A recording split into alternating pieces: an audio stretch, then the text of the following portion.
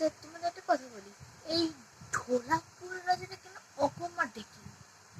আমি বুঝতে পারি না, এই ঢোলাকপুরের রাজাটা কেন এত অকম্মার ডেকে? যখন কিছু হয়, ভীম জাকার স্কো রোকো, ভীম জাকার স্কো রোকো। কেন কেন ঢোলাকপুরের রাজা মানে এরকম রাজা দেখিনি। কিস আহ, আহ, আহ, কৃষ্ণনগরের রাজা, যাই হোক, কৃষ্ণনগরের রাজাও বুদ্ধি নাই মাথায়, বুদ্ধি নাই, কিচ্ছু বুদ্ধি নাই, কিচ্ছু না। সব সব গোপাল, গোপাল, গোপাল। তুমি এবার ভাবো, আমার মাথার মধ্যে কিচ্ছু আছে না। গোপাল, এবার তুমি ভাবো। আর এইদিকে মন্ত্রী আগুন ধরিয়ে দেবে, আবার কখন মন্ত্রীর কথা শুনবে, বাবা মন্ত্রীর কথা শুনবে, তারপরে গোপালকেও আবার শাস্তি দেবে।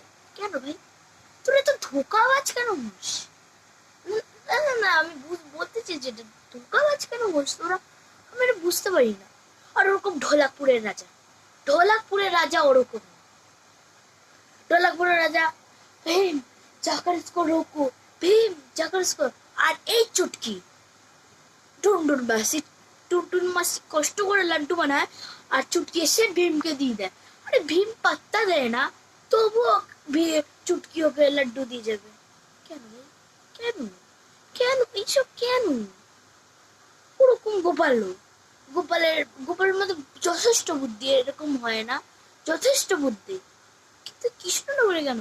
আর একটা আছে মুর্শিদাবাদে, মুর্শিদাবাদের রাজা, ওর কেয়ারটেকার কাটি দেবে। তুমি গোপালকে শিক্ষা দাও, গোপালকে। সে তো গোপাল বুদ্ধি করে, তাহলে কষ্ট দিয়ে লাভ কি ভাই? জানিস তো গোপালের অনেক বুদ্ধি জ্ঞান আছে। কেন ভাই ওরা খোকার থেকে যাচ্ছি, বুঝতে পারি না। চাইলে নিজের মতামতে লোককে ঠকাতে যাস না ভাই, লোককে না, গোপালকে তো একদমই না। কেন গোপালের মতন কেউ হয় না। আর একজন, আর এই যে টুনটুন মাসি, টুনটুন মাসি, আর কি বলবো তোমাকে, আমি ছেড়েই দিলাম।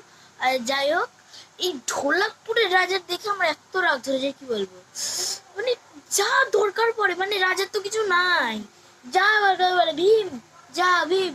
আর ওই এক জামা, এত ঢোলাকপুরের রাজার কাছে এত এত গয়না টাকা পাস, একটা একটা জামা কাপড় কিনতে পারলি না জন্মে?